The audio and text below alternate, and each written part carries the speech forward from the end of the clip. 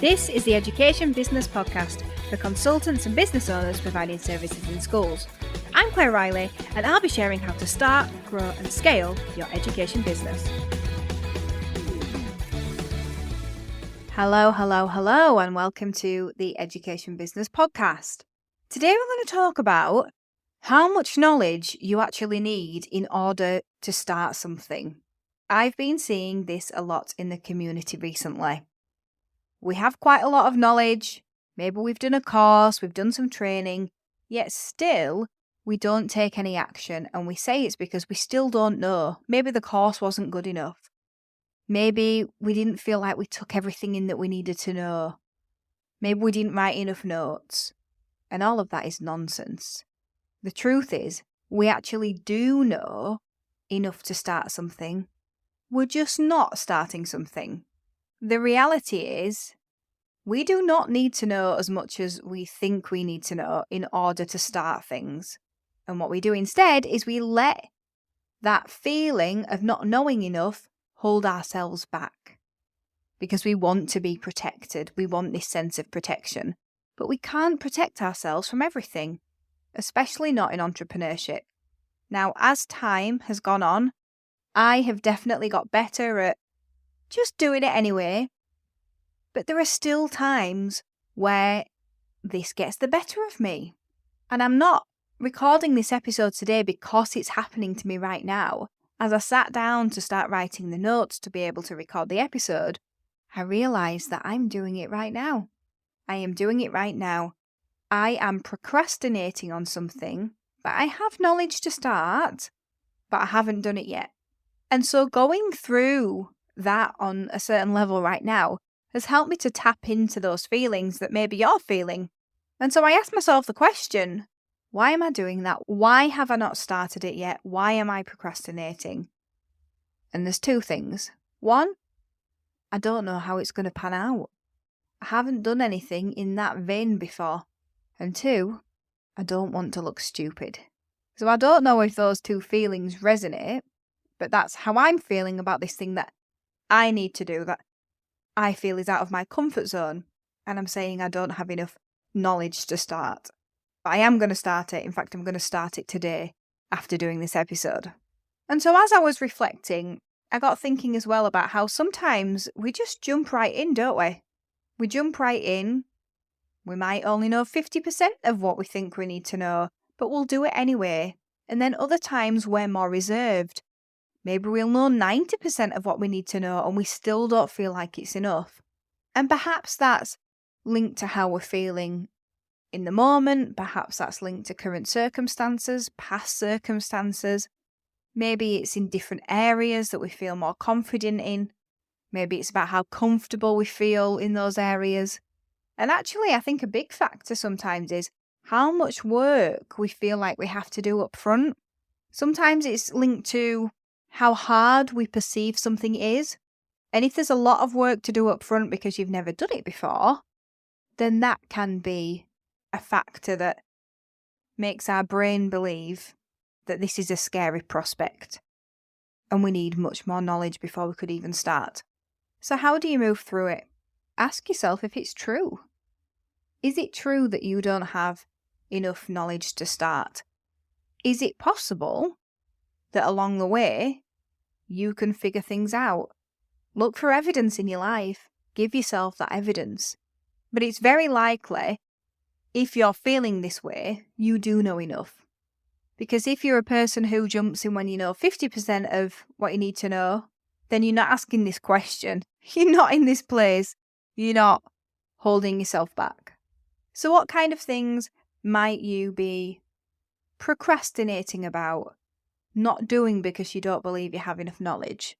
Might be hiring. I've seen that quite a bit actually recently, where entrepreneurs know that they need to hire people into the team. That could be employees, it could be freelancers, but they don't believe they have enough knowledge to be able to do that. Or perhaps something has happened that's made them believe they mustn't have the right knowledge because it didn't go the way that they thought it would. But actually they have more knowledge now because it went wrong.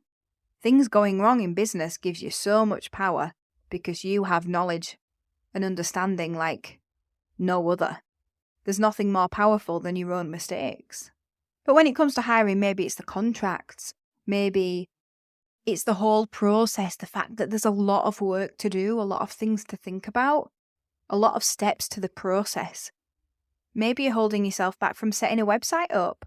Maybe you sell on a different platform, but you haven't got around to setting yourself a website up because it's such a massive thing. Maybe you've got a social following, maybe you've started a group, but you're not really accepting any sales because, well, if you did that, there'd be legal responsibilities and you've got to find that out as well and get a bank account. Have you ever had that thing where you put this project off? It might not be in business, it might just be in life, because in your head it's going to take ages. And then when you finally get to it, which is months down the line, you've procrastinated about it for ages, it feels like it's taken a really long time because you spent so much time worrying about having to do it without actually doing it. And then you sit down, you get your mind in it, and you think, right, I'm going to do it. And you go, why did I think that it would take so long? It took me like half a day to do all of these steps. That is exactly what we're talking about here. We make it into this massive mountain, when really, it's a little molehill. So how do you move through this? Because this will come up again and again and again. What I find helps me is seeing it. So we can't see tasks normally, but you can draw it out. Because if you draw it out, you can see where the gaps are. You can see if there's any holes. When we just think about it, our mind automatically assumes there must be holes in our knowledge or holes in our understanding. But if you can draw out your understanding of it, maybe it's a process you've got to put in place. If it is hiring, there's a process to that, a very clear process. And if you draw it out, you'll be able to see where all of the gaps are. So I do that. I draw it out so I can see it. And then I write myself a list of all the things that are needed to do. And I go quite granular with it as well. And maybe I haven't got all of the things, but writing them out will help me realise if things are missing. And it also means I can come back to it and add things later. And then what I do is I start with the first task. Because momentum is everything. Once you get started, it's a lot easier to move forward. If it is hiring, for example, putting out a job advert does not mean that tomorrow you have to make sure you've got a technology platform to support an employee. Obviously, I recommend that you make sure that you do all of the preparation work that you can, but you could write the job advert. You just have to break it down into all these little steps. And I think that gives us confidence to see all of the little steps, knowing that we only have to take one step at a time. And yes, we might not have done any of that before, but we don't have to know the destination when we set off. We just have to take the next step and see what's available to us. Take the next stepping stone, see what's available to us.